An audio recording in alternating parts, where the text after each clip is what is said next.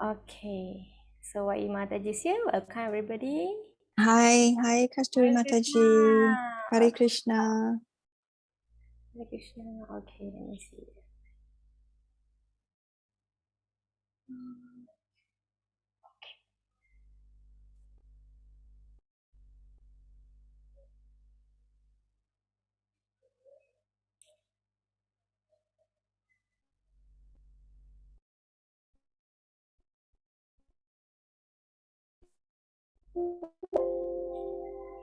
What to copy paste the lyrics.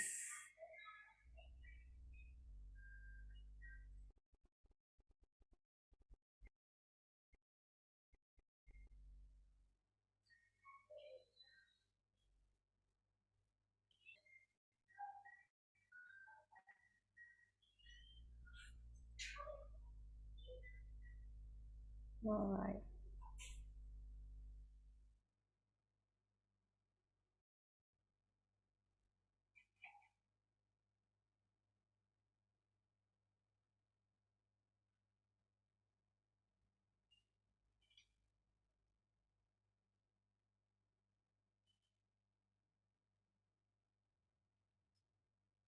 Okay, can everybody see and hear me clearly? Yes. Okay. All right. So this one I will recite Mataji and also this, and then you will sing here. All right, Hare Krishna here. Okay. Yes. Om Jnanatimirandasya Jnananjana Salakaya Chaksurunmilitam Yena Tasmai Shri Gurave Namaha. I offer my most humble obeisances to my spiritual master who has opened my eyes which were blinded by ignorance with the light of knowledge. Nama Om Vishnu Padaya Krishna Prastaya Bhutale Srimade Bhakti Vedanta Swami Iti Namine Nama Vishnu Padaya Krishna Prastaya Bhutale Srimati Bhakti Vedanta Swami Iti Namini Namaste Saraswati Deve Gauravani Pracharine Nirvisesha Sunyavadi Paschatyadeshatarine Namaste. Namaste Saraswati Devi Gauravani Pracharini Nirvishesha Sunyavadi Paschatyadesatarine Jaya Shri Krishna Chaitanya Prabhu Nityananda Shri Advaita Gadadha Srivasadi Gaura Bhaktavrinda Jaya Shri Krishna Chaitanya Prabhu Nityananda Shri Advaita Gadadha Srivasadi Gaura Bhakta Vrinda. Okay, Vai Mataji, over to you. Okay. Yep.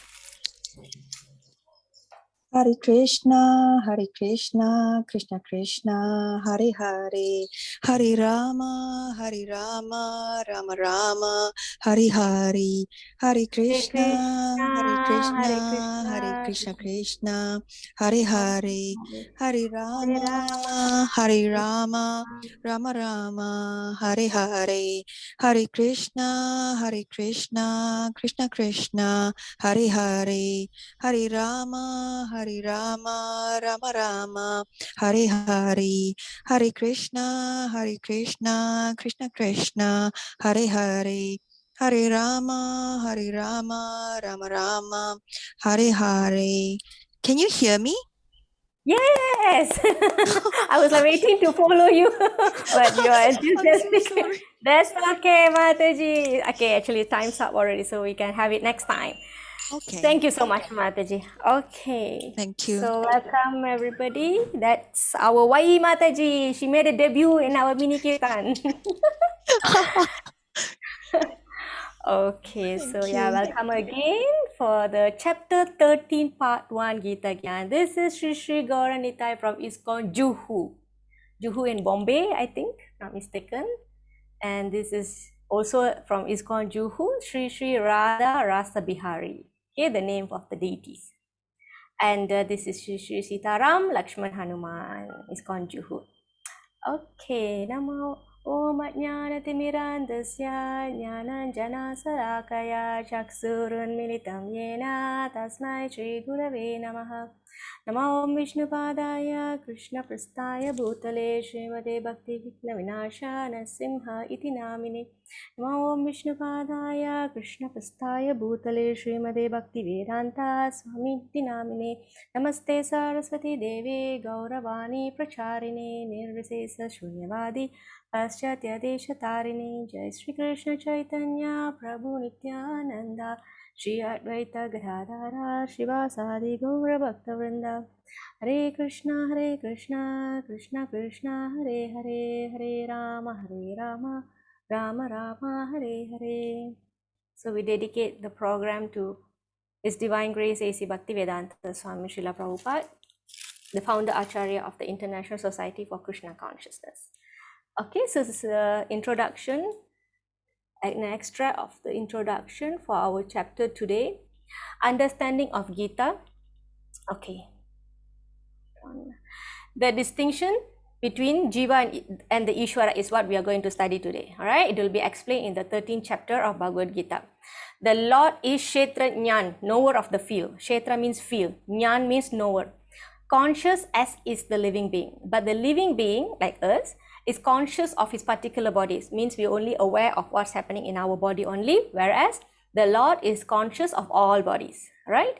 Okay, because he lives in the heart of every living being as Paramatma, right? He is conscious of the psychic movements of the particular jivas. We should not forget this. It is also explained that the Paramatma, the Supreme Personality of Godhead, is living in everyone's heart as Ishvara. Ishvara means controller, and that he is giving directions for the living entity to act as he desires, right? The living entity forgets what to do. First of all, he makes a determination to act in a certain way, which means he wants to serve the Lord, right? However, he is entangled in the actions and reactions of his own karma, all right, bondage. After giving up one type of body, he enters another type of body as we take off and put on clothes. Remember the verse, Vasamsi Jirnani, the guy who takes out clothes and change the clothes, all right? As the soul thus migrates, he suffers the actions and reactions of his past activities, karma. All right. These activities can be changed when the living being is in the mood of goodness, insanity, not insanity, insanity, and understands what sort of activities he should adopt. If he does so, then all the actions and reactions of his past activities can be changed. So this is the importance of the knowledge that Krishna gonna give in the remaining 6 chapters. Okay. So the chapter title is Nature, Enjoyer and Consciousness. All right. So we are going to go through the highlights of chapter 30, just a deeper version compared to level 1. All right. Nature is Prakriti, right? 5 topics, right? Nature is Prakriti. Enjoyer is the Purusha or Ishvara, and then consciousness. Okay, so we move on. I will skip this. Okay, so I'm coming to this here. This is additional slide I'm providing you. So if you see the sandwich here, burger, we have the outer layer and the lower layer, and what we have inside here, the essence. All right, the meat is here. Okay, the interesting part, the most interesting part is nicely hidden between these 2 layers. So at this point, what we need to understand is that the entire Bhagavad Gita is actually about bhakti. So if you remember, the first 6 section is achieving bhakti through work, karma yoga. So in that chapters, chapter 2 is soul and Sankhya yoga is about soul and body, and then Krishna spoke about karma yoga, and then there was transcendental knowledge, and chapter 5 was karma yoga in Krishna, work in Krishna consciousness, and then the last chapter is dhyana yoga. Remember the ladder, the Ashtanga yoga ladder that we have to go up to achieve samadhi. So all this to achieve bhakti through work, all right, by being detached from the work. Like you are carrying out your prescribed duties, but you need to be attached from the work. Be detached from the results to free yourself from bondage, which is the binding factor to this material world. All right, the last 6 chapters is to achieve bhakti through knowledge, which is what we are going to study. All right, so Krishna hidden the bhakti process in between. So this bhakti yoga is both the means and the goal. All right, so which means anybody can take any path to achieve the bhakti. Bhakti means the ultimate is the samadhi. The mind should be absorbed in Krishna, in God consciousness. Okay, in the supreme personality of Godhead, the supreme Lord. All right, so this is the understanding we need to have at this moment. All right, so now we are entering Jnana Yoga. Okay, so how does this Jnana Yoga help us in achieving bhakti? First, we need to detach ourselves from Maya, all these enjoyments, what is not true, all right, what is not permanent, all right. When we detach ourselves from the lower taste, we need to attach ourselves to higher taste, which is to Krishna. All right, this is, if you recall, the yoga ladder is like that. Remember the do's and don'ts, yama, niyama, and then only your pranayama comes, and then the different stages of dhyana yoga, right? So this is to detach first. Don't do, and then later do like that, right? And then we utilize this knowledge to attain devotion. So this is the process.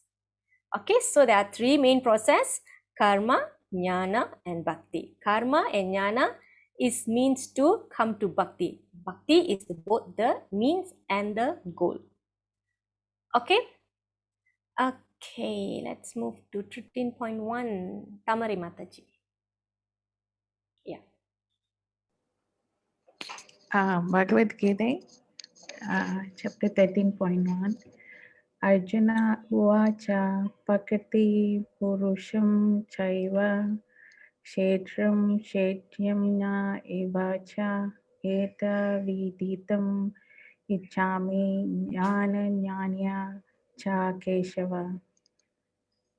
Arjuna said, "O my dear Krishna, I wish to know about Prakriti, nature, Purusha, the enjoyer, and the field, and the knower of the field and of knowledge, and the object of knowledge." Thank you. Okay. Thank you, Mataji. Okay, so this is Arjuna's 6 questions. So you can see how I underline 1, 2, 3, 4, 5, 6. So I will go through that one by one. Okay, Arjuna is a student. Krishna is the teacher. Right? The duty of a student is to put question to the teacher. Okay? See this. Prakriti, first question. Right? Then he's asking who is Purusha and who is the field. What is the field? Who is the knower of the field? What knowledge? What is this knowledge? And what is the object of knowledge? So I want to know these 6 things. Okay, because earlier in chapter 12, verse 7, Krishna mentioned that he will deliver his devotees. All right, so now he's going to give the knowledge how one can come to bhakti. One can come to bhakti through knowledge, right? Not everybody can take up bhakti right away. Like bhakti is a lift, elevator, through snake. But some people, they have to come through karma yoga or jnana yoga. Okay, it's all about inclination. All right, so let's put that in perspective. So there were 6 questions. First is the nature and the enjoyer. Nature is Prakriti, enjoyer is Purusha. So this one we will cover in part 2, 1320 to 26. So today we will cover the question 3 and question 4. Field, the knower. Field, the knower of the field. And then what is knowledge? This will be covered from 13.1 to 12. And then object of the knowledge. That will be from 14 to 19 actually, sorry, 19. Okay, so the subject matter, if you see here, subject matter of Purusha, Prakriti, and the interaction, the union, Purusha, Prakriti, and union, Krishna kept to the end. So actually this is more complex, so Krishna will explain this later. How about, however, the other subject matters, Krishna will explain now. Okay, yeah, so this will be part 1 today, and this is part 2. Okay, 13.2. Why Mataji?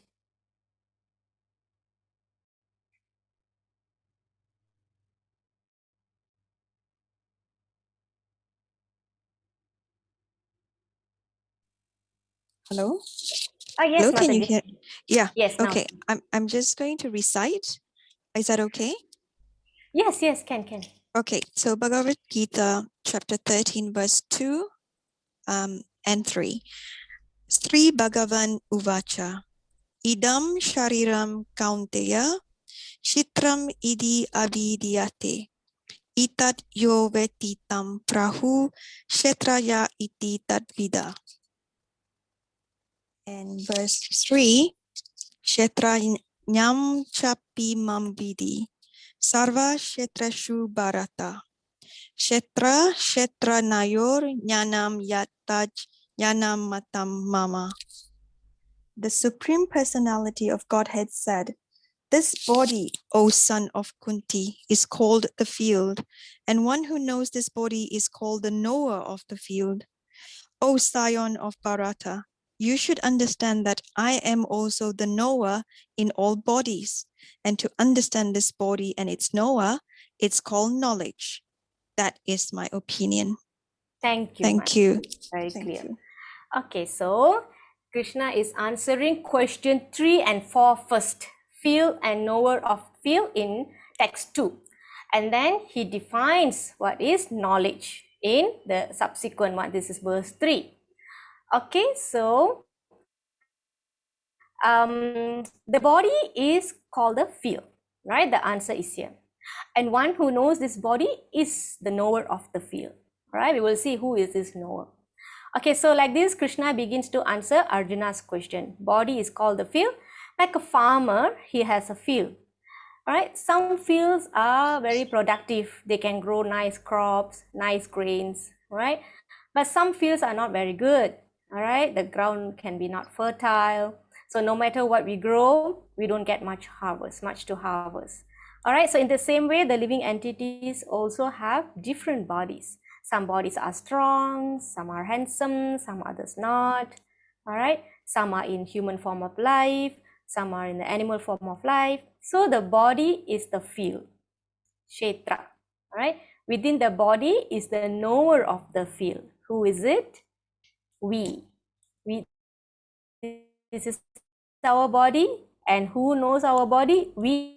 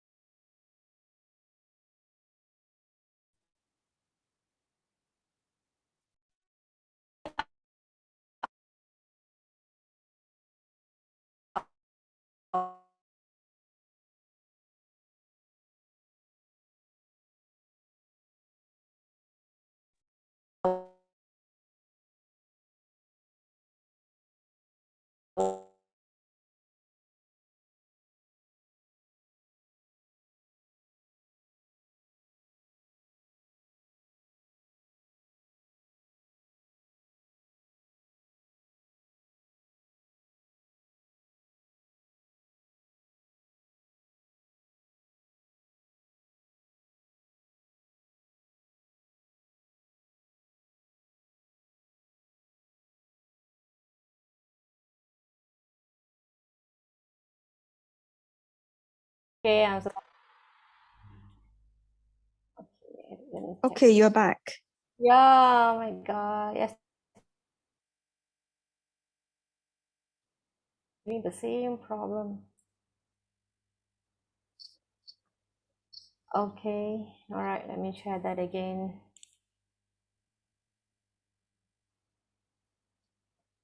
See, my connection is still showing unstable.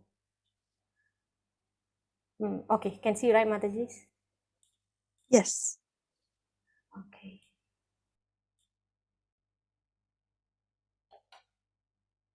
Okay, so yeah, I was saying about the individual soul, how it is powered by the Supreme Lord, right? Lord Krishna and the Super Soul is the Super Soul is a personal expansion of Krishna, Paramatma. Okay, we have to understand in this way, there are two knowers in the body. Okay, so we have some examples to show, the tenant and the landlord. Okay, so repeating, the Super Soul is present in all bodies, right? Krishna said, I am the knower in all bodies. Like us, we only know our own pain and pleasures. We don't know about pain and pleasures in other bodies. All right. Similarly, other people, they only know the pain and pleasure in their body and they don't know about ours. However, Krishna as a super soul is in the heart of all living entities. He knows about everyone. Okay, so for example, like this apartment, we rent one apartment. All right, if I'm renting only my apartment, I only know about my apartment. I don't know about anybody else's apartment. But the landlord, he knows all the apartments, right? You can see the image on the right. He knows all right? So we only know ours. So that's the difference.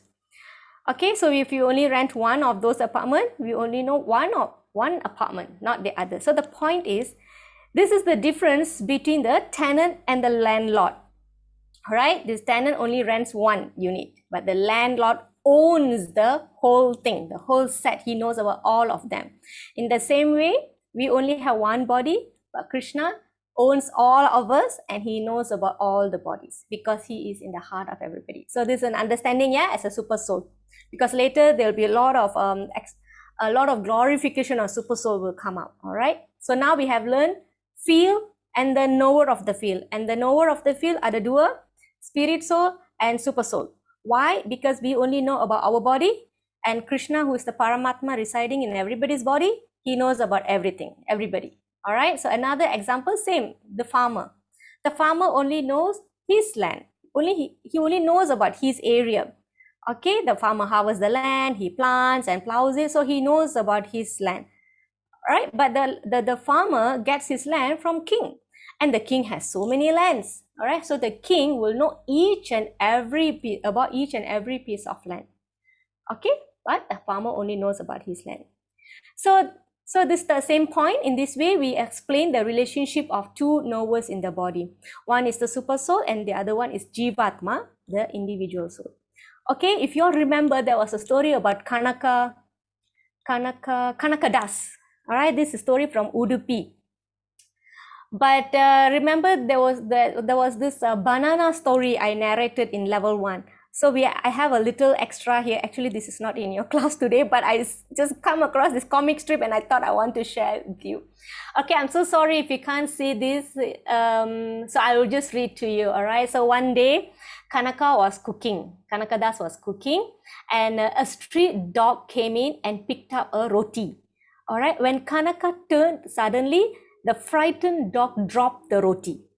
All right. Okay. This story is to show that how one can see God resides in everybody. Okay. So this is the story. And then the dog got frightened and he ran out. So Kanaka chased him, come back and take this. All right. He's chasing the dog to give the roti that the dog dropped and ran off. All right. So Kanaka ran after the dog while the people on the street watched the strange sight. Then they were asking him, why are you running after the dog, Kanaka? Then Kanaka answered like this, God came to my house and went away without accepting the roti. And then everybody started laughing, ha ha. Another guy, ha ha, Kanaka calls a dog God. And then another person said, he is mad and this is his guru. But Vyasa Tirtha understood, Kanaka sees God everywhere and in everything. He is a true worshipper. All right. So the sequence to this is that Kanaka became a favorite student of the guru. Right. Kanaka became the favorite disciple of Vyasa Tirtha. The other disciples soon became jealous of him. All right. And then they started ridiculing him, saying that he doesn't know the scriptures. He is a lowbird. He's a shepherd. And another person said, yet he is our master's favorite. So they are envious, all right? And then Vyasatirtha seems to be aware of what is this happening, all right? He is aware of how his disciples felt. He called them and and gave them each a banana. All right, then he was thinking with the intention that I'm going to show the difference between Kanaka and the others to the world. All right, so he told them, go to some secluded spot and eat the sacred banana unobserved by anyone. So everybody ran. All right, everybody ran. Some went under the water, some went hiding in some hole because they don't want anybody to see. But yeah, these are the examples. I am sure nobody can see me eating here. Another person, a good place. I will hide myself in the hay and eat. All right, so after eating the banana, all came back. Each one came back to the master. We have obeyed your order, master. Good, but where is Kanaka? Come forward, Kanaka. So he called Kanaka. Then Kanaka asked, the guru asked Kanaka, why you haven't eaten your banana yet? How can I eat the banana, master?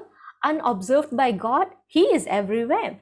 So this is how the guru showed the good example of Kanaka to everybody. You see, for Kanaka, God is not just a name to be invoked in prayers, not a mechanical thing, all right? He is real and he's always present everywhere. So this is a good example of somebody who sees God everywhere in everything. All right, thank you, Mataji. And we also can relate this to one sloka in Bhagavad Gita. Can anybody recall? Can anybody recall this verse? We learned this in, oh my God, chapter 7. Anybody? Amita, Mataji? Vidya Vinaya. Anybody? With the one we offered to Krishna before eating.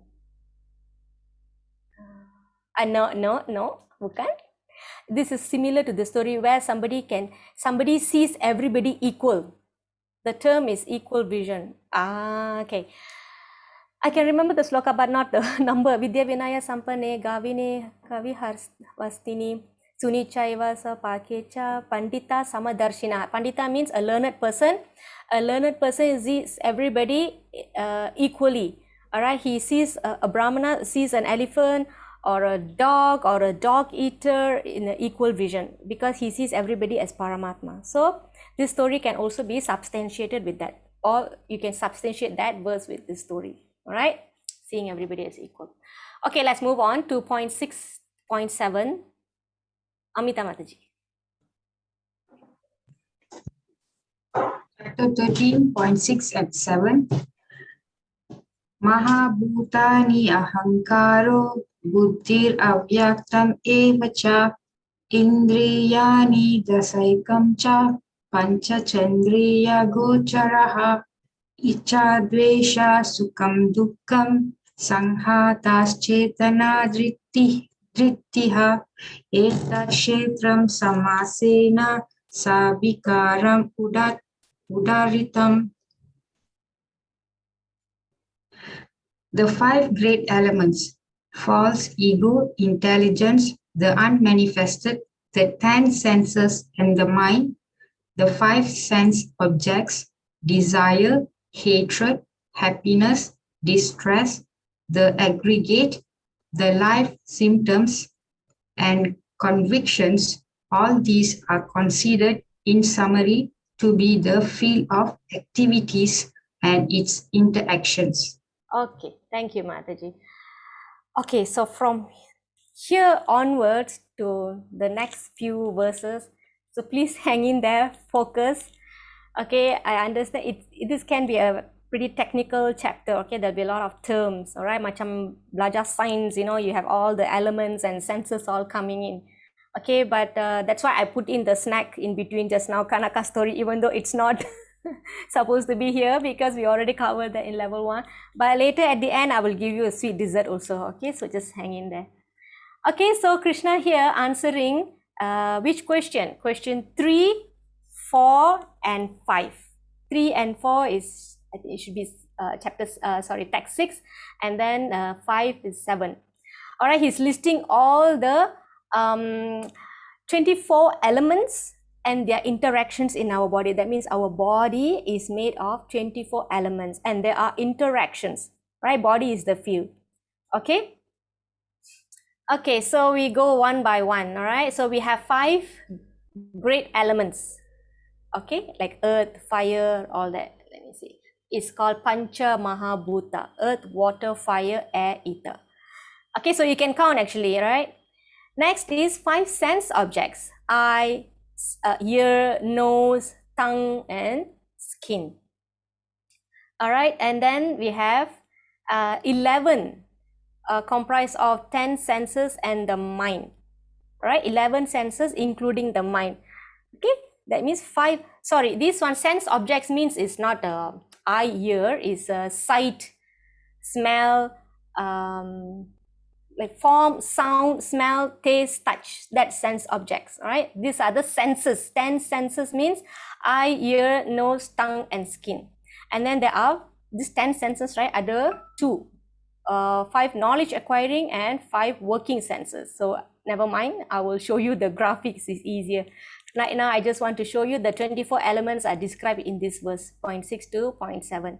And then there is false ego, intelligence, and unmanifested. Unmanifested means pradhana. So everything comes from pradhana first. Okay, what else? Yeah, I think that's about it. 24 elements. If you count, you'll get it. And then the below one here, this is interactions. You have desire, hatred, happiness, distress. Okay, so these are all interactions of gross body. All right, and then there is interaction of subtle body, like living symptom. Like our consciousness is the interaction of our subtle body. When whatever that you see, desire, hatred, happiness, distress, these are all gross, you can see. Okay, all right, so move on, yeah. 5 gross elements. All right, we have earth, water, fire, air, ether. Okay, next we have knowledge acquiring senses. These are eyes, ears, nose, tongue, skin. Macam teaching science, huh? Okay, 5 working senses: voice, legs, hands, anus, genitals. Okay, 5 sense objects: form for the eye, sound, ear, smell for the nose, taste for the tongue, touch for the skin. And then we have something that we cannot see. All right, our soul is covered by mind, intelligence, false ego. All right, it all starts from here.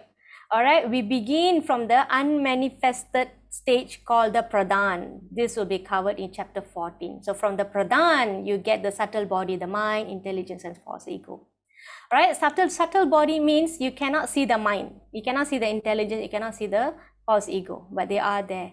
And then all this comes under gross body. All right, so on the left is the element of the gross body, which are listed as earth, water, fire, air, and ether. All right, so basically the understanding here is that we have subtle body and we have gross body. All right, so these are the 24 fields of activities. These are all happening in our body. Okay, so all of these different elements actually given here for us to relate to different sense objects, like ether. How do we perceive the ether? Like that one time somebody asked how ether is useful in our life, isn't it? And then Mataji answered because of I forgot what is that? Waves, Mataji. I don't know what is the exact term was used. It's like a very the telecommunication. yes, correct. So we can hear sound from ether, all right?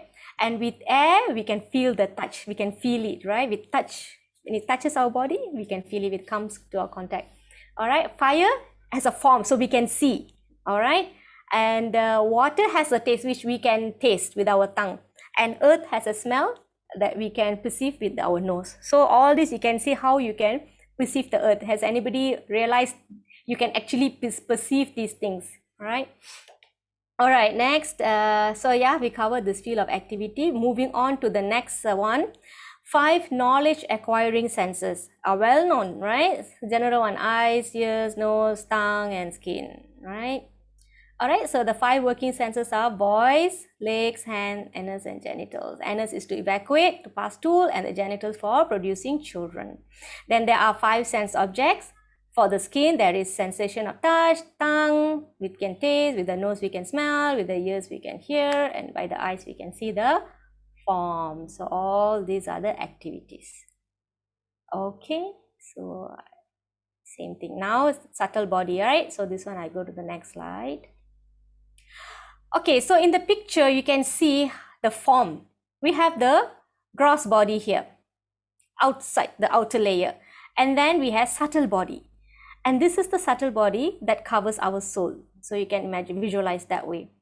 All right, now let's zoom out this subtle body. This subtle body is made of mind, intelligence, and false ego.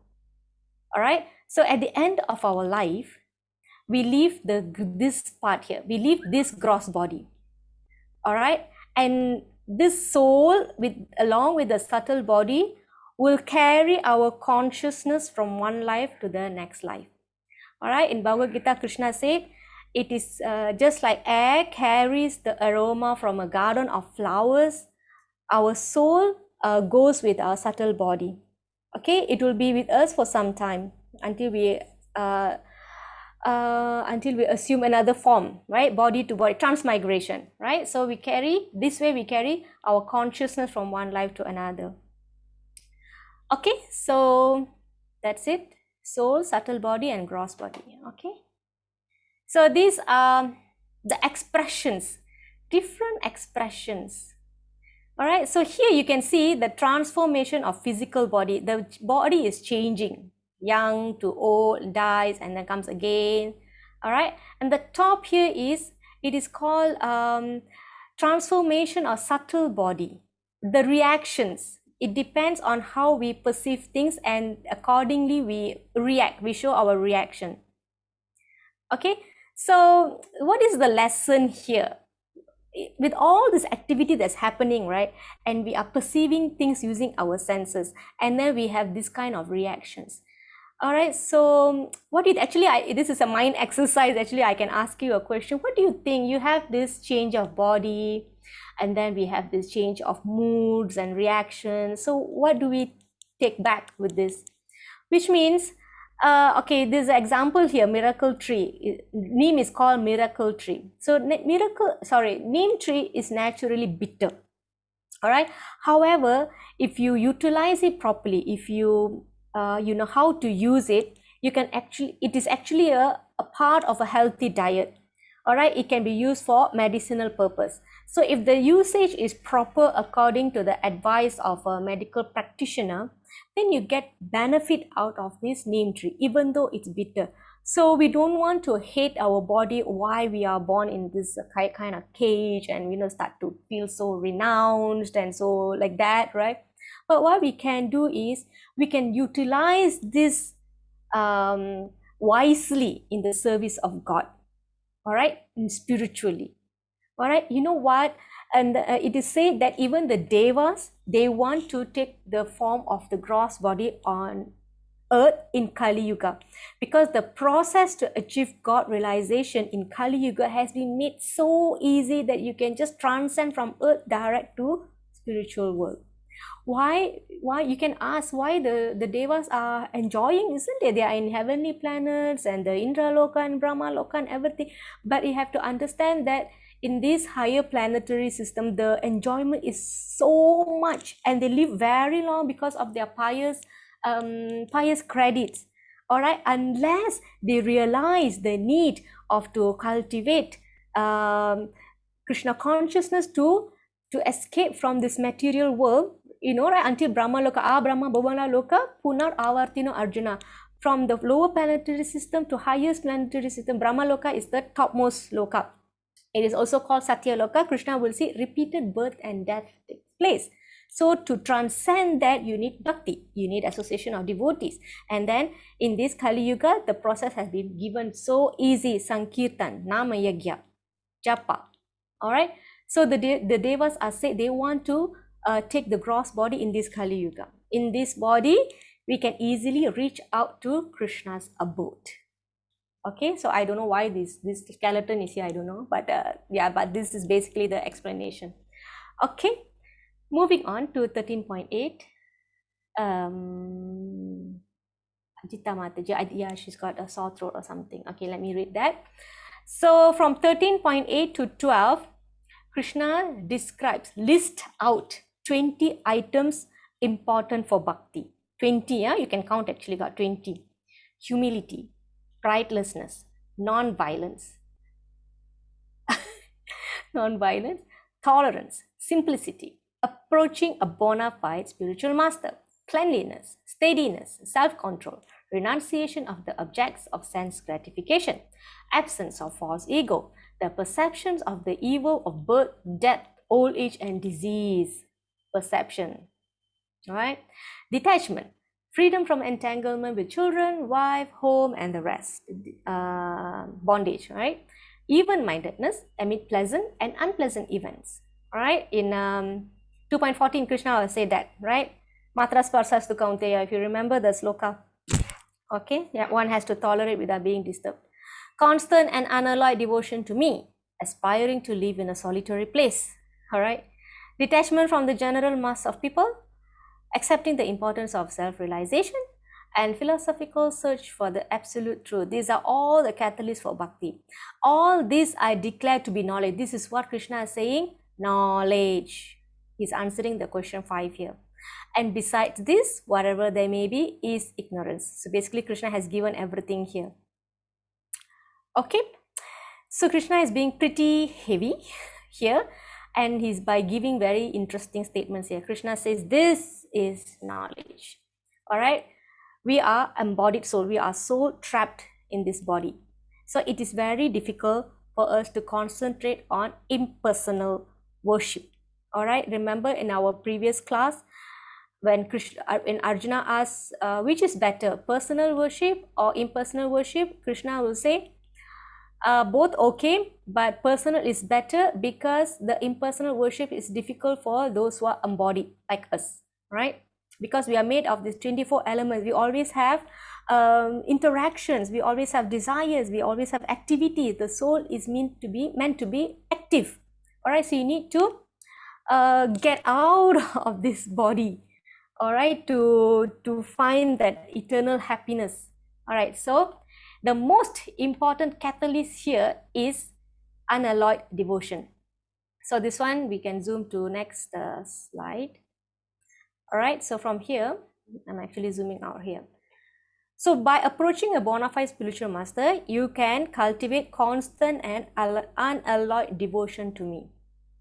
Okay, and all right, so this is actually the zoom out only, right? So just develop unalloyed devotion and get out of this bodily concept of life. So Prabhupada is given the explanation very, very specifically, all right? What Prabhupada has said is that if one takes to devotional service in full Krishna consciousness, the other 19 items automatically develop within him. So what are the 19 items here? If you cultivate this, out of 20, if you cultivate this one alone, all these others will come. It will follow. That's what Prabhupada is saying. Okay, so it's a very profound statement. Krishna has declared what is knowledge. All right, if we start with devotion, all the other qualities will come in as well. So we don't have to worry about others, or we have to endeavor separately for that. All right, so Krishna has given this knowledge to pull us out through constant unalloyed devotion. So all others will fall in place accordingly. So for example, a person who fixes his mind or fixes his activities in pure devotional service, unalloyed means, okay, you know what is alloy? Alloy means a mixture.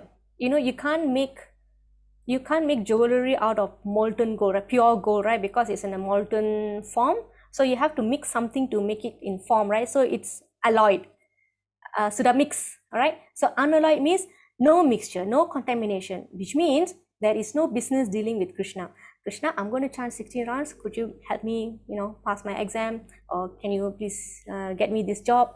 Yeah, so we have to put a stop to business dealing based devotional activities or prayers or dealings with the Lord, right? So that is called unalloyed devotional service, means no other ulterior motives or intentions other than to please Krishna. So that is called unalloyed, which means pure.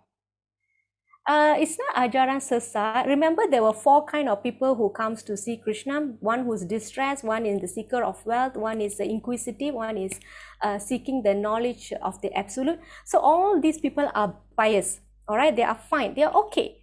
But out of all, but they are coming with an intention. But the danger in this intention is the person who has distress, after say the distress is over, he might leave.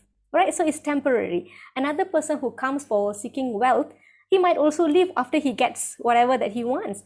And the third is the inquisitive. They might want to know what is soul, what is body. So when you serve these answers to them, okay, they think, all right, my questions are answered, so I'm going to leave, I'm done. But the fourth person who wants to know about the Lord, he wants to seek knowledge about the absolute truth, he will stay on. Because the moment he gets the knowledge of the absolute truth, the goal of that is to stay in devotional service. So this person is best. But however, Krishna said 4 people are pious because for whatever reason they are coming to God. So it is not sasa, it's fine. It's just fine. It's just that pure devotional service is the best among everything. Okay. Actually, in chapter 12 last week also we covered that. Remember, the topmost the best class of devotee is 24 hours thinking of Krishna. And then Krishna gives, okay, if you can't do that, then you do this option. If you can't do that, then you do this option. And if you can't do this, you do this option. So like that. So it's not like bad, right? Okay, it's just that whether the result is temporary or not temporary. That's it. So yeah, Mataji, just to answer you, unalloyed means pure. Kevala bhakti. No mixture, no contamination. Okay, saya sudah bagaimana? Alright, I think that's it, right? Okay, yeah. So when you are engaged in devotional service, you will automatically be humble, humility. You will have humility because you will be seeking your guru's help. All right. And then how do you seek a guru? Remember, tad vidhi pranipatena pariprasnana sevaya. You offer the service and then you inquire submissively. So when you do devotion service, all these qualities will come with you.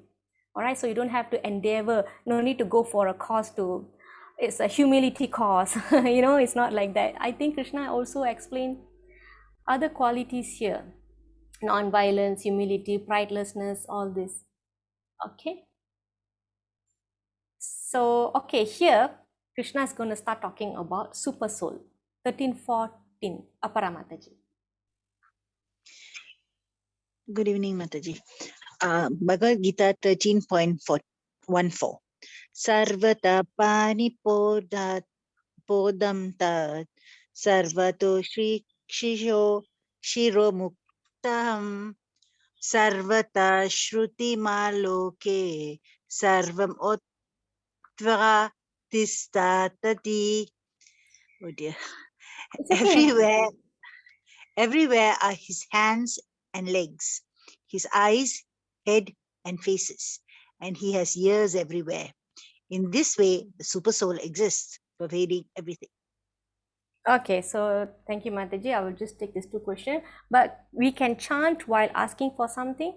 So the meaning of the Maha Mantra is, O Lord, who's all attractive, O Lord, who gives pleasure to the cows, or Hare Krishna, Hare Rama. Krishna means all attractive. Hara means the energy of Lord, it's actually referring to Radharani. And then, please engage me in your devotional service. So this is the purpose of the mantra, not to get any material benefits.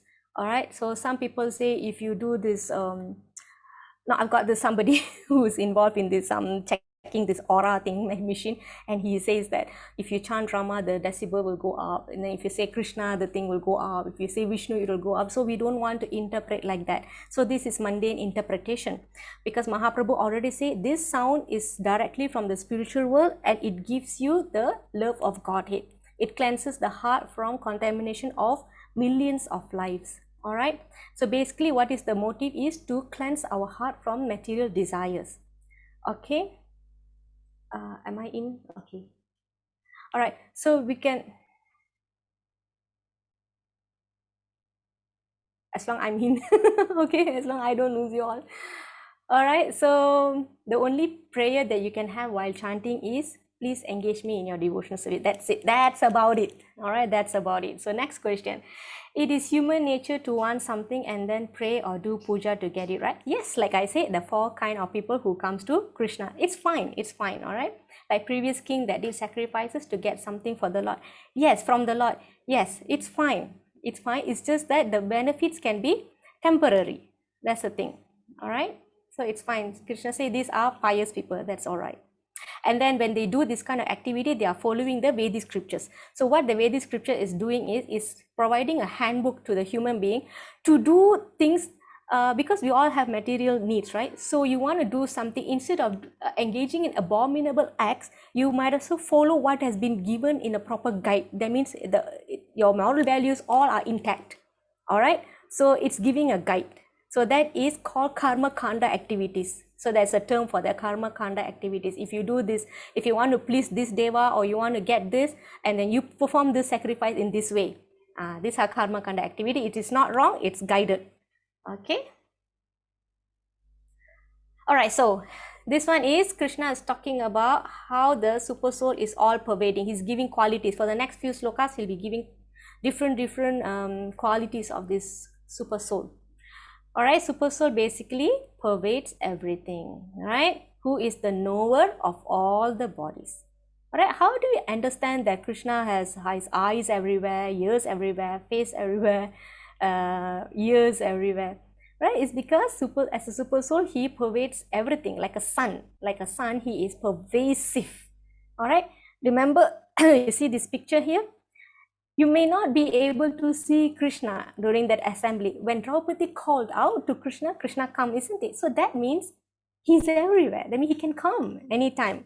All right, just like the Narsingha pastime, when Prahlad was having debate with the father, and just to prove that Prahlad is saying the right thing, the Lord came. Until Hiranyakashipu took take his club to strike one pillar, until then the Lord was jumping pillar to pillar, because Hiranyakashipu could be striking any pillars. So he will ask, is he in this pillar? So that time Nrsimhadev is inside that pillar, and then he changed, is he in this pillar? And then Nrsimhadev jumped into that pillar. So like that it was going on. So until he struck, and from that particular pillar Nrsimhadev came. So like that, Abhat Pandava, he comes to rescue the devotee. All right, when there is full surrender.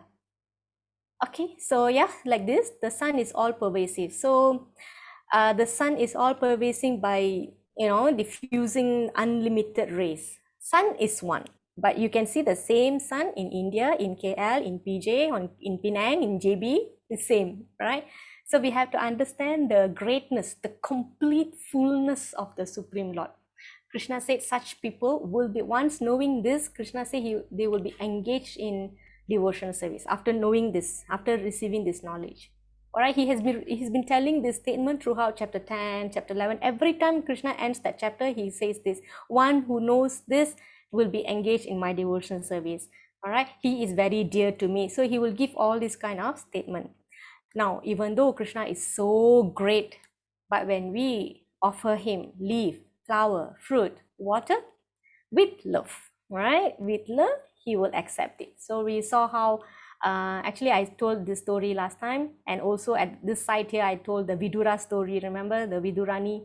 The wife of Vidura was giving in excitement, in so much of love, she actually forgot herself and she gave the banana peel instead. All right, so now we know that Krishna can eat banana halwa by Prema Mataji, and also he can eat banana peel from Vidurani. All right, so Krishna can eat anything as long as you give with love. All right, so this is about how Krishna kindly accepts our offering. He's all pervasive. All right, he's just waiting for us to turn to him.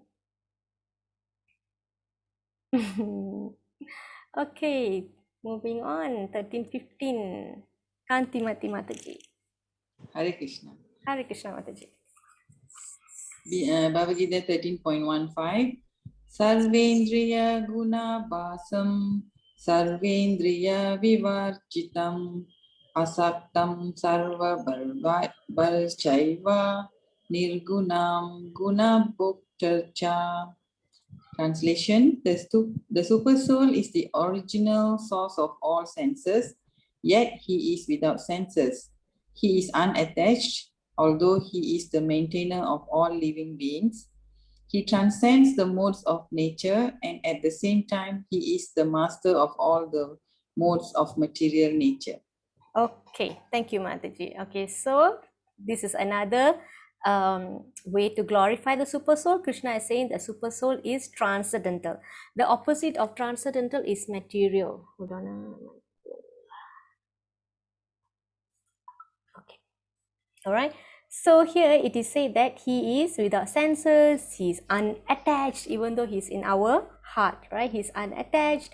And just because we cannot see him, it doesn't mean he's not there. Like what we saw in Draupadi's story, because he is transcendental. He's not like us that we can see our gross body, right? He is not. He is transcendental. That's the difference.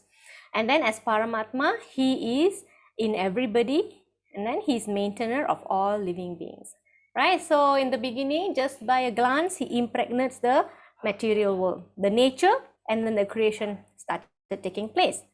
Okay, so this is actually an extension of chapter 7 where he said Daivi Esa Gunamayi. All right, let me show you the sloka. Daivi Esha Gunamayi Mama Maya Duratyaya Mam Eva Ye Prapatyante Mayam Etam Tarantite. So this is what I want to show is when he says that I am above the modes of material nature. So this one we will study in chapter 14 or 15 later. The 3 types of modes. But generally you all already know, right? Goodness, passion and ignorance. So we are acting and reacting based on the influence of these 3 modes of material nature. So not everybody can, not one person can be fully mode of goodness all the time. There's always a mix. Sometimes we are a mix of both of passion, sometimes we are in passion and ignorance. Okay, so accordingly we act and accordingly we take birth based on our nature. However, Krishna says he's the master, which means he is above that. And why he says that? Because those who have surrendered unto me can easily cross beyond it. So if he is also under the influence 3 modes of material nature, how can he deliver us, right? So he's saying his divine energy consisted of these 3 modes of material nature is difficult to overcome. He says it's difficult to overcome. However, if you surrender to me, you can easily cross beyond it. All right. Krishna's senses are not material. All right, here it is said that he is without senses, which means his senses are not like us. He is transcendental. All right, he in Svetasvatara Upanishad, there is a topic talking about distinction between super soul and conditioned soul. So it's not only in Bhagavad Gita, it's also in other scriptures. That is why when you read Bhagavad Gita, it's everything condensed already. Then if you want more information, then you can go and read other books. But otherwise, Bhagavad Gita is sufficient by itself, right? Okay, so the Supreme Lord, he has no hands. It is said no hands because we are not able to see it. However, his hands are not like us. All right, his hands are transcendental hands, which means whatever sacrifice we give to him, he will accept it.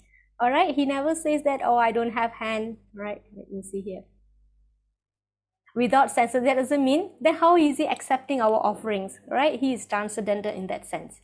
All right, he has no material eyes, but he has spiritual eyes because he can see past, present, future. Remember in chapter 11, he said, time I am.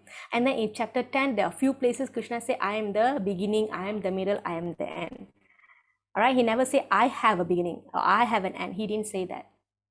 All right, another way to explain about his legs is that he doesn't have material legs, but he has spiritual legs, which means he can travel throughout the universe, right? He can appear anywhere, anytime that he likes. All right, it's purely his own will.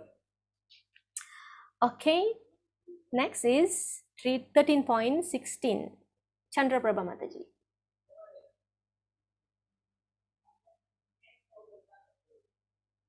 Mataji? Yeah. Hold on. Okay. All right, Okay. Bhagavad Gita 13.16. Bahirandascha budanam acharam charam evaka sukmatvat avichnayam durastam chandika chatat. The supreme truth exists outside and inside of all living beings. the moving and the non-moving, because he is subtle. He is beyond the power of the material senses to see or to know. Although far, far away, he is also near to all. Jai. That's very lovely of Krishna. Alright, so Krishna is saying Super Soul is all reconciling. Okay? Although far, far away, he is also near to all, like in Draupadi's story, right? He is far. Far means he's in the spiritual world. However, when we call him, he immediately comes. How? Because he is residing in our heart as Super Soul. Alright? So that is the meaning of this far, far away. Even though he's far, far away, he's also near to all. All right. So through material senses, our speculation, we are not able to understand him. We can only able to understand him. We are only able to understand him through bhakti. And how does that happen? If our senses, our material senses, are purified by Krishna consciousness. So that is the process. All right. Is outside and inside of living beings, the moving and the non-moving. Okay, so that's clear, right? Okay. Okay, yeah, these are some points. Outside and inside, he's subtle because we are not able to see him with our gross eyes, isn't it? But we can perceive him through bhakti. Although far, far away, he's also near to all. Oh, where did you lose me, Mataji? Can you hear me now? Hare Krishna, Hare Krishna. Krishna Krishna, Hare Hare, Hare Ram, Ram Ram, Hare Hare. Now, okay, all right. So, oh Krishna, please help until the class is over. Okay, 13.17, Indrani Mataji. Wow, 15 seconds, that's long. Okay. So, we covered this, Mataji? Understand, right? Indrani Mataji?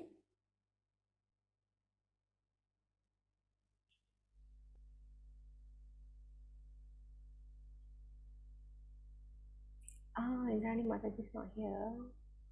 Okay. All right. Avibhaktam cha bhuteshu vibhaktam iva cha stitam bhuta bhartarcha tajneyam grasashnu prabhavishnu cha. Although the super soul appears to be divided among all beings, like Paramatma, he's divided. If you think that he's divided, right, he's in everybody, right, in millions of lives. He is never divided. He's one. He's situated as one. Although he is the maintainer of every living entity, he is understood. He is to be understood that he devours and develops all. So, Krishna says that he is the seed-giving father elsewhere. And then in universal form, when Arjuna asks him, "Who are you, Krishna? What is your mission?" When he sees, all the people are rushing into his mouth and getting crushed by the big teeth, and Arjuna getting frightened in the spiritual, in the universal form chapter. And then Krishna said, Kala, I am Kala, I am time. I have come to destroy everybody. All right, because the Mother Earth was burdened with lots of cruel kings. So he has come to destroy everybody. By my arrangement, everybody has been already put to death except you Pandavas. So fight, win glory, all right, and be my instrument. So the term Krishna used was nimitta matram, means be my instrument. So this signifies his Kala form, all right. So basically Krishna is saying here he's undivided, even though he's present in so many hearts, but he is one. So this is one more quality. Okay, so I think that's it. Yeah, all right. He's never divided. He devours and develops all. As a seed-giving father, he gives life for everything. And then as time, he devours all. Right? And he's not divided. 13:18. Jaimani Mataji. Hare Krishna Mataji. Hare Krishna Mataji.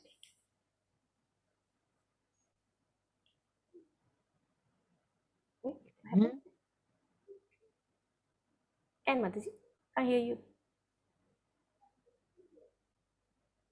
Sorry, yes. Judisham apitachyodis tamasaparam uchate janam jainam janam gamyam Riddhi Sharvashya Vishtitam. Translation: He is the source of light in all luminous objects. He is beyond the darkness of matter and is unmanifested. He is knowledge, he is the object of knowledge, and he is the goal of knowledge. He is situated in everyone's heart. Thank you. Okay. All right. Thank you, Mataji. So ultimate now, okay, if you want to quickly recall from 13:14, Krishna said super soul is all pervading. All right. So we saw the example of a sun. And then super soul is transcendental. All his senses and limbs are not material like us. If every living being, okay, that's a question. If every living being has a super soul in them, then why is some people good and some are bad? Because Krishna gives free will for everybody to act as what they want. All right. Because the first thing that yes, Kajai Mataji, you remember?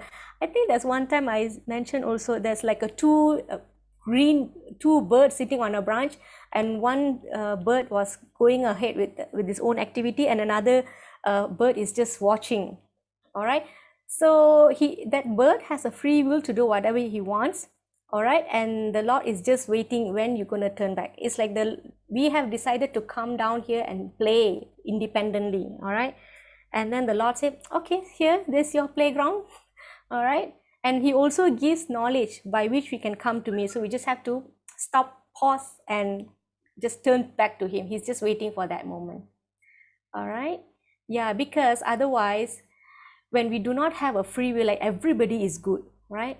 So we will be a stone, isn't it? We got nothing, no free will to do anything that we want.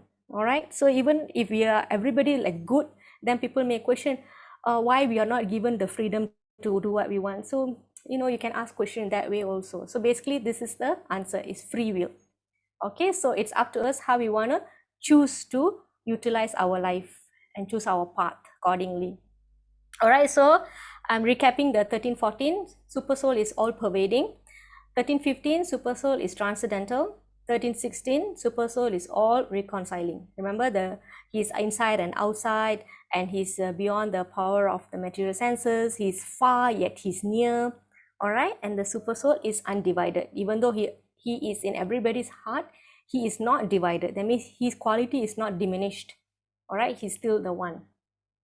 Okay. Any more questions? Free will. Anybody else lost me? Now, okay, all right. Okay lah, kita bertahan Okay, Mataji. All right, so yeah, we are here, right here. Krishna is concluding this. He is the source of all knowledge and enlightenment. Okay, this is very nice sloka. He is the source of light in all luminous objects. It is said that in spiritual world, there is no electricity to light up. All right, it's all coming from Krishna's body, right? The source of light is Krishna himself. Remember the light coming from train, right? That is the light, the effulgence. Okay, this is where Krishna clearly reveals the identity of the one that he has been describing. All these four things I was telling, remember? The all-pervading, transcendental, all reconciling, undivided, he's far and he's near, and all this information. Now Krishna is concluding by saying, who is this person? He is the source of light. He is beyond the darkness of matter. All right, and yeah, and he is the unmanifested. All right, and his goal of knowledge, he is in everyone's heart, and that is Paramatma, and that is Super Soul. Okay, 13:19. Jagadish Mataji, this is our last sloka already. Hare Krishna Mataji. Hare Krishna Mataji. Okay, Bhagavad Gita chapter 13 verse 19. Idisheshtam tata nanam neyam shoktam samataha mat bhakta yedat vichhaya bhavayo papadayate. Thus, the field of activities, the body, knowledge, and the knowable have been summarily described by me. Only my devotees can understand this thoroughly and thus attain to my nature. Can I just say What I understand to this, Mataji, Oh, was yes, please. Thank you. Okay, carry on, Mataji. um, based on all the chapter 13, based on chapter 13 itself, what Sri Krishna is telling is, what I understand, is only by bhakti and surrendering to him. In another word, surrendering to him to attain the knowledge that through this devotional service that one can understand his nature and one can be with him. That's what I understand. Yes, that's right, Mataji. Anybody else thinks this chapter 13 is very hard? This is a nice comfort that Krishna is giving actually. All right, so Krishna is answering the question 6. Finally, he's culminating the answers here. The sixth question that Arjuna asked was, what is the object of knowledge? What is knowledge? The one that Krishna gave all the 20 items, that is the knowledge. And what is the object of knowledge? That is Krishna. Object of knowledge is Krishna. That's the field. And then he says, the field of activities. Remember all the 24 elements? The knowledge, the knowable. Right? Krishna have been summarily described by me. Summary, baru summary only. Right? Okay, so the field of activities means the body.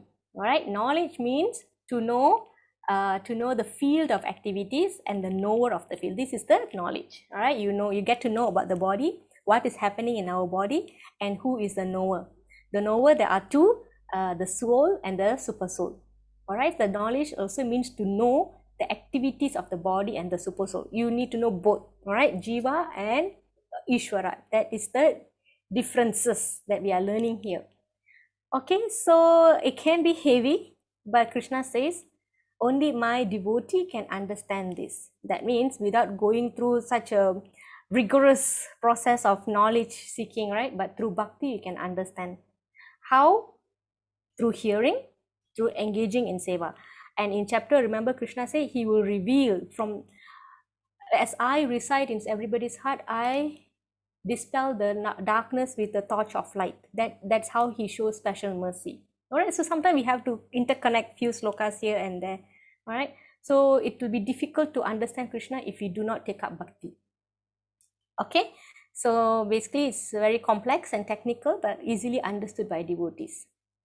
Okay, so signs of Kshetra, Jnana, Neyam. Kshetra means field, Kshetrajna, knower of the field, Jnana is knowledge, Neyam is object of the knowledge. Fully understood only by devotees. Mad Bhakta. Alright, the term is used, Mad Bhakta. Okay, let's recap a quick one before we go to one story, nice story. Okay, so the chapter started with Arjuna asking 6 questions, and then Krishna explains the body, and there are 2 knowers. One is the landlord, the tenant, and the landlord, us and super soul. All right, and then of course the gross body is not permanent, and there are interaction of these 24 elements. And remember all this the expression of this lady, right? Different expressions. That's because that's how we perceive. So does that mean we hate our body or we hate our life? No, it's just like, even though it's bitter like the neem tree, we want to utilize it properly. All right, lagging. Hare Krishna. Okay, all right, so I think everybody seems to have, like yesterday also I had this, some are okay, some not okay. Okay, so the next section was this one. Krishna explained the process of knowledge. All right, remember the 20 items. All right, process of knowledge culminates in unalloyed devotional service of the Lord. Unalloyed means pure, right? Pure. If one takes to full Krishna consciousness, all the other mentioned qualities are automatically developed. Remember, when you do service, you need to seek guidance, and that way you already develop humility and humbleness and everything. All other things comes in together. All right, fall in place accordingly. Finally, Krishna explains the object of knowledge. Soul and super soul are the real objects to be known. Understanding, this is Jiva, this is Ishvara. So the knowledge that we are acquiring now is to see the difference between these two. This is the knowledge. All right, signs of the Kshetra, field. Kshetrajna, knower of the field. Jnana, knowledge. Neyam, object knowledge, object of the knowledge. Is mostly fully understood only by devotees. Okay, so there is one story here. Can you see this Brahmana, this one Brahmana, he is trying to read Bhagavad Gita here. So this is a story where Mahaprabhu was traveling in South India. This actually happened in Sri Rangam specifically. So there was a big temple, Ranganath temple. He went to see the deity. And then he saw one Brahmana reading Bhagavad Gita, and people were ridiculing him. This person can't read, he's illiterate, look at him, he's he's pretending to be reading or putting up a show. All right, because they were neighbors, they seemed to know that he can't read, he's illiterate, but yet he was studying the Bhagavad Gita. So they were joking. All right, so the Brahmana was he was oblivious, he didn't care about that. All right, he was taking the book, and then in his own way he was reading. All right, so Mahaprabhu came by, Chaitanya Mahaprabhu came by and saw this incident. Then he came to the Brahmana. My dear Brahmana, what are you doing? No, what are you reading? The Brahmana said, I'm reading the Bhagavad Gita. All right, but I don't know how to read. I don't know the alphabets. Then Mahaprabhu asked, then why are you reading the Bhagavad Gita? Then the Brahmana answered, because my spiritual master told me to.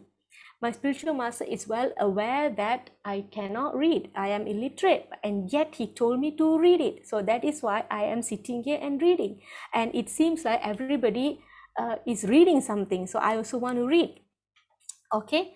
All right. So if you can't read, that's fine. But I see that you're crying. So if you can't read, what makes you cry? Because only when you read something and moves you, then you feel like crying. So he asked, then why are you crying if you can't read? And the Brahmana said, yes, I am crying. Of course, there is a cause. So Mahaprabhu asked, what is that? The Brahmana answered, as soon as I take this Bhagavad Gita, I remember Krishna. That means when he takes the Bhagavad Gita, he remembers Krishna. All right. And then Krishna is sitting as a driver and Arjuna is hearing. So he saw this thing. One, he remembered Krishna. Number two, he knows what was happening. Krishna is giving Gita and Arjuna is hearing. So he knows the reciprocation, the relationship. All right. So I've heard the story, even though I don't know what are they talking about. I know something of the instruction, but I cannot read for sure. So when I simply take the Bhagavad Gita and I see this picture that Krishna is sitting in the chariot and Arjuna is there, and Krishna is driving the chariot. And then I can see that even though Krishna is so great, he has taken a menial service for his devotee. He is so great. Still, he accepted a menial service for his friend. That gives me so much of pleasure that I cry. Right? He did give me so much of pleasure that I cried. Then Mahaprabhu, what he did? He embraced him and he said, your Bhagavad Gita reading is perfect. You have taken the essence. All right, so this is the thing. If you simply remember Krishna is teaching Arjuna and Arjuna is hearing, if you can simply remember the picture, that is sufficient. Even if you think that you cannot read. So this is the comfort that Mahaprabhu gave. All right, so if you remember earlier also, there was a story about Tapana Misra. He was crying, couldn't understand. After reading so many books, he couldn't understand. He went to Mahaprabhu and said, I read so many books, still I cannot understand. And Mahaprabhu said, don't worry, in this Kali Yuga, it's very difficult to achieve perfection by reading so many books. All right, so just by doing japa, you can achieve all perfection. So it's a very nice story. He will be crying. Looking at the picture alone, he will be crying. All right. And another explanation is that, you know how the chariot is driven, right? Krishna will be sitting so far in front and Arjuna is so far at the back, and the chariot is so huge. And the only way Arjuna can tell Krishna to turn left or right, not by tapping on the shoulder, by using his leg to kick Krishna's, thighs or shoulder. If you want to go to the right, then he has to kick Krishna on his right. And then if he has to go to the left, and he has to kick Krishna on the left. So this person I think it should be this same Brahmana as well. And then if you look at Krishna, he's taken such a position to serve his dear devotee. All right, so that is why Krishna's one of the opulence is renunciation. All right. Okay, so this last one before we end. But Lord Chaitanya Mahaprabhu has given us a special gift, but that in spite of our not understanding everything very analytically, as they are described in the Vedic scriptures, one can understand himself by the simple process by chanting the holy name of the Lord. That is special gift of Lord Chaitanya. He said that if you chant this Hare Krishna mantra, then automatically everything will be revealed unto you. All right, so that's about it. We have Bhagavatam and Gita Kit, and now we have this sales mini Bhagavad Gita, 5 in a bundle. So usually one is RM25. So this is something like buy 4 1 free, something like that kind of promo. So if you want, you can buy and give to others as well. All right, any questions, Matajis? I'm doing level 1, so anybody wants to ulang kaji, boleh lah. Tomorrow I'm doing chapter 13 again. Okay, so can we chant? We have time now. Everybody has your chanting beads?